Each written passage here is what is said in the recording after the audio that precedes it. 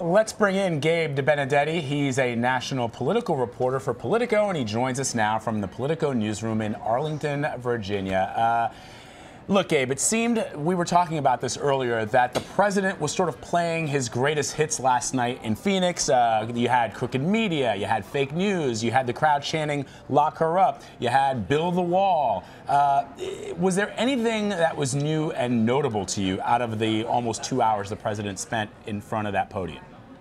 Well, it was all notable. The very fact that he's still totally in campaign mode is absolutely notable because, again, it can't be said enough. We've never seen anything like this before. But you're right, this was basically what we've seen from the president since day one, since he launched his campaign. Going after fellow Republicans, going after Hillary Clinton, going after the media, not really going after Democrats all that much because the media is his enemy.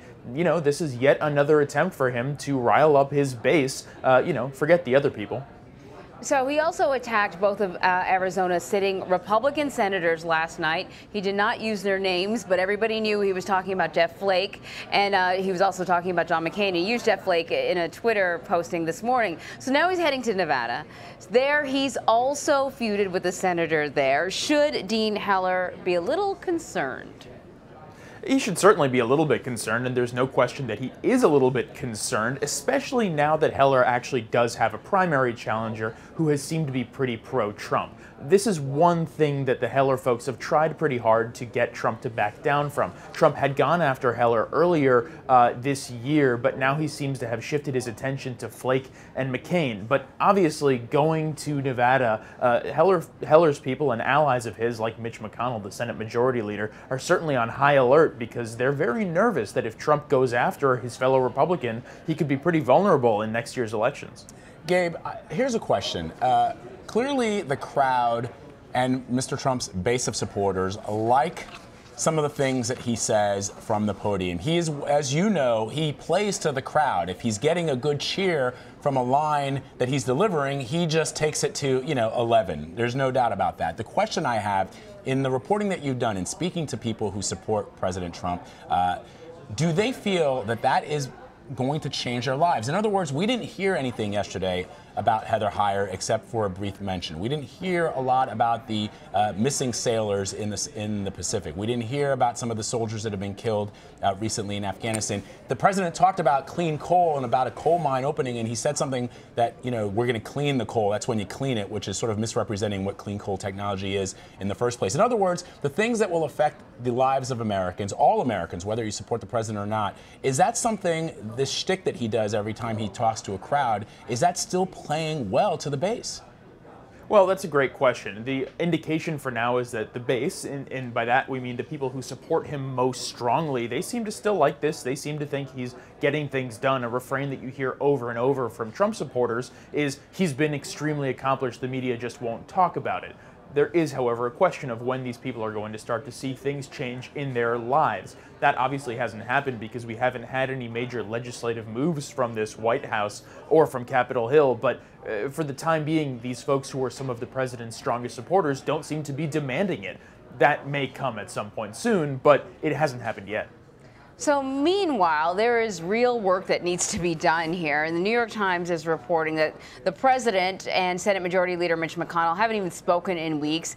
We hear him calling out Republican lawmakers. What's going to happen moving forward? I mean, there's some big meaty issues that have to be addressed. What do you expect is...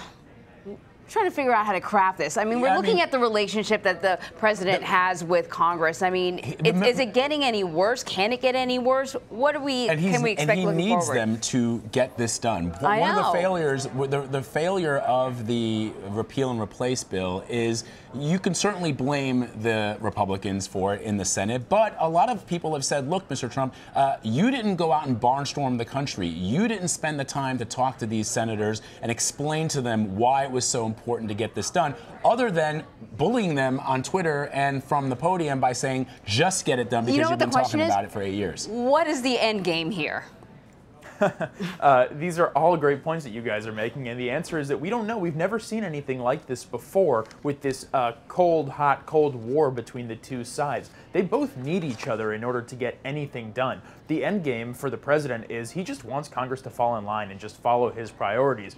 But listen, a lot of these people have been around and been in politics for way longer than President Trump has. And for him to be picking a fight with Mitch McConnell, for him to be picking a fight with Paul Ryan, there are clear signals being sent back and forth that no one's happy with each other. Now, we have not reached the point where McConnell or Ryan or even any of their tip-top allies are going on TV or getting behind a camera and saying, we no longer support President Trump. That doesn't seem likely to happen anytime soon.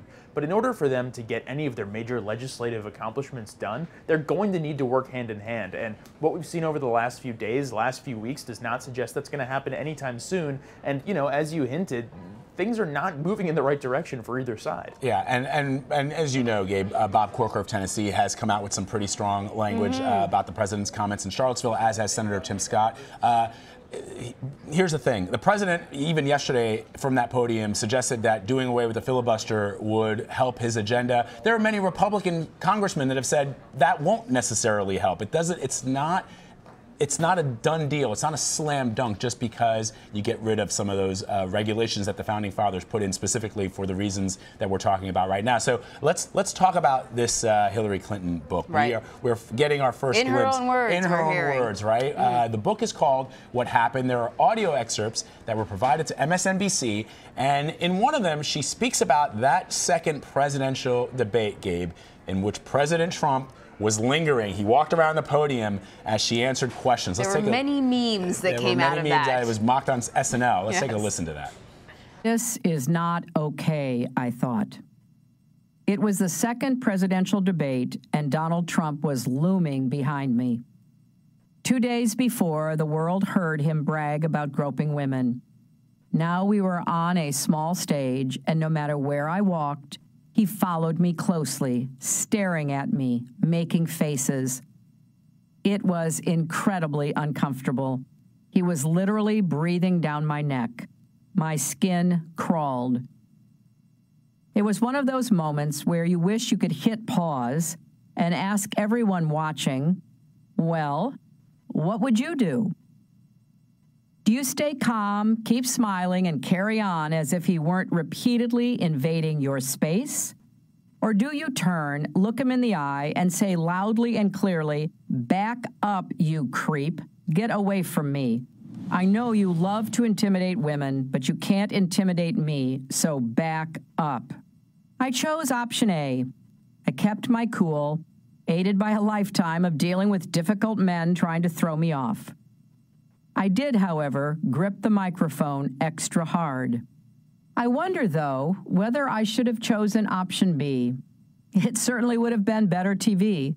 Maybe I have overlearned the lesson of staying calm, biting my tongue, digging my fingernails into a clenched fist, smiling all the while, determined to present a composed face to the world. All right, so we all remember that, and if we didn't remember it, we had the images there to go along with what Secretary Clinton was saying. Look, I remember when Al Gore tried to intimidate George W. Bush during the debates back in 2000 for that election, and it was then considered a bad move by the vice president. When President Trump did that during that debate, I thought, uh-oh, this is probably not going to...